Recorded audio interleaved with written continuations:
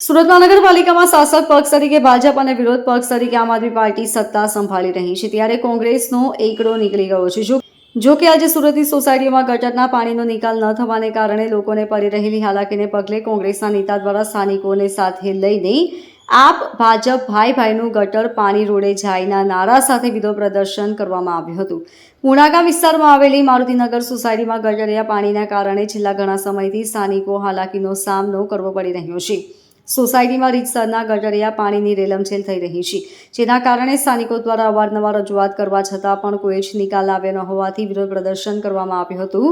પૂર્વ નગર સેવક સુરેશ સોહાગિયાએ કહ્યું કે સત્તા અને વિપક્ષ ભ્રષ્ટાચાર આચરવામાં એક થઈ ગયા હોય, સ્થાનિકો તરફ કોઈ ધ્યાન આપતું નથી। ગટરના પાણીના કારણે કોલેરા, ઝાડા ઉલટી અને ડેન્ગ્યુ જેવા રોગ પ્રસરી રહ્યા છે। લોકો માંદગીના મીછાને જઈ રહ્યા છે, તેમ છતાં પક્ષ કે વિપક્ષ દ્વારા કોઈ જ ધ્યાન અપાતું નથી। તેથી આજે તમામની આંખ ઉઘાડવા પ્રકારનો વિરોધ પ્રદર્શનનો કાર્યક્રમ આપવામાં આવ્યો છે। લાભુબેન મારુતિનગર છે અને સમસ્યા છે આ ગટર ધીમી ધીમી ઉભરાતી હતી, ત્યાં લગી અમે કાંઈ ન કીધું, પણ આ વધારે બધું મળ્યું થવા એટલે અમે કંપની લખાવી તો કોઈ પાછું અહીંયા આવતું નથી, ધ્યાન ધરતું નથી।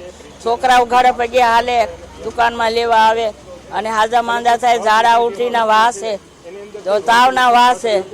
આ લાભુબેન બોલે એને જ ખુશ તાવ ને ઝાડા છે। માંગ્યું છે કે ગટર હારી કરી જાવ, એમ માંગી છે જલ્દી આવો અને આ ગટર। મારું નામ અશોકભાઈ કાસડિયા, સોસાયટીનો પ્રમુખ છું, ઉપપ્રમુખ। અને આ 3 તારીખે રંજનબેન વસોયા ભૂતપૂર્વ કોર્પોરેટરે કમ્પ્લેન લખાવેલી છે, કોઈ ત્યાં ડોકાવા આવ્યું નથી હજી સુધીમાં। અને બીજા નંબરમાં 800 થી 1000 માળાની સોસાયટી છે અમારી સોસાયટી, મારુતિનગર સોસાયટી। છોકરાઓ રખડતા હોય, હાલચાલ થતી હોય, 3-4 સોસાયટીનો મેન રસ્તો છે, રોગશાળા થાય, ડેન્ગ્યુ થાય, આ થાય તે થાય, તો આ કોઈ સાપ કોઈ ડોકાવે નથી। હું આગળ સાપ ઝોન ઓફિસર હું ખુદ જઈ આવ્યો, આનું શૂટિંગ ઉતારી મારા મોબાઈલમાં શૂટિંગ છે, ત્યાં લઈને ગયો। ત્યાં 2 સાહેબના નિલેશ સાહેબ કરી છે, પંડ્યા સાહેબ છે, બેને ફોન કર્યા। પંડ્યા સાહેબ એમ કીધું હું રજા ઉપર છું, નિલેશ સાહેબે મને એવું કીધું હું આગળ માણસોને મોકલું છું તો જોઈ જાય। પણ સુરેશભાઈ સુહાગિયા, પૂર્વ સભ્ય નગર પ્રાથમિક શિક્ષણ સમિતિ સુરત। આજે વિસ્તાર છે પૂણાગામ વિસ્તાર છે, પૂણાગામની અંદર આવેલી મારુતિનગર સોસાયટીનો આ રસ્તો કે જે કૃષ્ણાનગર પીર દરગાહની સામેથી કૃષ્ણાનગર થઈ અને BRT સુધી જતો રસ્તામાં 6 થી 7 સોસાયટીના લોકોને કાયમ ચાલવા માટેનો એકમાત્ર રસ્તો છે। આ રસ્તા ઉપરથી રોજે 10,000થી વધારે લોકો પસાર થાય છે। નાના નાના બાળકોને પણ આ રસ્તા ઉપરથી પસાર થવાનું હોય છે અને છેલ્લા 6 મહિનાથી આ ગટરનું પાણી રોડ ઉપર જાય છે। સ્થાનિકો દ્વારા વારંવારની રજૂઆતો કરવામાં આવી છે। સ્થાનિક કોર્પોરેટરો, આમ આદમીના પાર્ટીના કોર્પોરેટર છે, ભાજપના કોર્પોરેટર છે, તંત્ર છે, તમામને રજૂઆતો કરવા છતાં કામગીરી થતી નથી। રોડ ઉપર આ પાણી જઈ રહ્યું છે।